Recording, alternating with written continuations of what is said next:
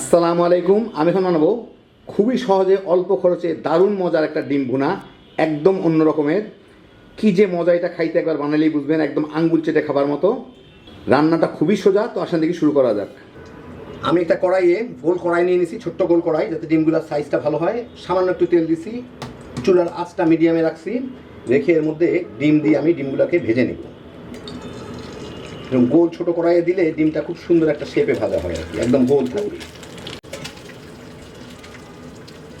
উপরে সামান্য একটু লবণ ছিটায় দেই, মানে এটাকে ঢেকে দিই। মিনিট দুয়েক ভেজেই ভিতর থেকে দেখাচ্ছে, মানে বাইরে থেকে দেখাচ্ছে ডিমটা মোটামুটিভাবে এগিয়ে হয়ে গেছে। এখন এটাকে আমি উল্টায় দিয়ে ওই পাশটাও ভেজে নেব, সুন্দর গোল হয়ে ভাজা হয়ে যায় এটা। এই পিঠটাও মিনিট দেড়েক দুয়েক ভাজলাম, হয়ে গেছে। হ্যাঁ, সুন্দর হয়ে গেছে। এই যে দেখেন, এই পিঠটা এরকম, এই পিঠটা এরকম। এইভাবে আমি সবগুলোকে ডিম এইভাবে ছোটো ছোটো করে গোল গোল করে ভেজে নিব। এবং ছোটো গোল কড়াই হলে ডিম ভাজাগুলো খুব সুন্দর হয়। আমি এখানে একটা জায়ফলের 4 ভাগের 1 ভাগ নিছি, আর একটা জয়ত্রী ফুলের অর্ধেকটা নিছি। এইগুলাকে আমি যতদূর পারি একটু গুঁড়া করে নেব আর কি।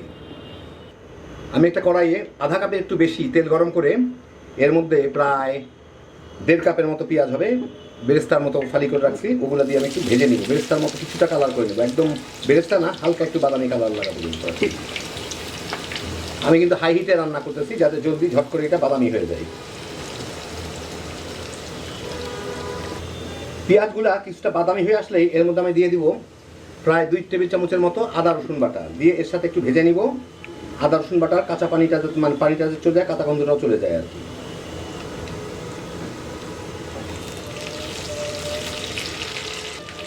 এই মিনিট খানেক ভেজে আদা রসুনটা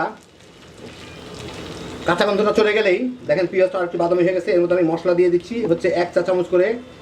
এখানে হচ্ছে গরম মশলার গুঁড়া, ধনিয়ার গুঁড়া, জিরার গুঁড়া, হলুদের গুঁড়া, 1.5 চা চামচ চিটাগাঙ্গা মরিচের গুঁড়া, লাল হওয়ার জন্য একটু আর কি, কম ঝাল হয়। আর এই যে জায়ফল জয়ত্রীর গুঁড়া করে রাখলাম ওটা, ওগুলা দিয়ে এর সাথে একটু নাড়াচাড়া করেই আমি এর মধ্যে একটু পানি দিয়ে নিব, যাতে মশলাটা পুড়ে না যায়। এখন এইটাকে মিনিট 2 আমি ভুনে নিব। এটাকে এখন আমি একদম কম জালে ভুনবো, একটু ঢাকা দিয়ে দিই, তাহলে ভুনাটা ভালো হবে। 5-6 মিনিট ভুনে নিলাম। এখন আমি এর মধ্যে দিয়ে দিব সিকি cup, quarter cup tomato ketchup অথবা টমেটো সস, যে যেটা দিতে পারেন, যার কাছে যেটা আছে। 1 কাপ টক দই আমি ঘুটে রাখছি, ফেটে রাখছি আর কি। যার মধ্যে টক দই পাচ্ছিলাম সেই কন্টেনারটাতে দিয়ে দিলাম ঘুটে।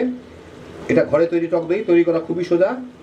আমি ডেসক্রিপশনে লিঙ্ক দিয়ে দিব, কেউ চাইলে দেখে নিন। এখন একদম কম আঁচে এটাকে আমি ভুনে নিব, সাথে স্বাদ মতো একটু লবণ দিয়ে দিই। এটা কিন্তু একটু নোনতা টক মিষ্টি হয়, সেই জন্য বুঝে দিবেন সব কিছু, খেয়ে দেখে নেবেন আপনার পছন্দ মতো টেস্টের। চুলার জালটা একদম কমায়, এটাকে এখন ভালো মতো একটু কম আঁচে ভুনে নিব।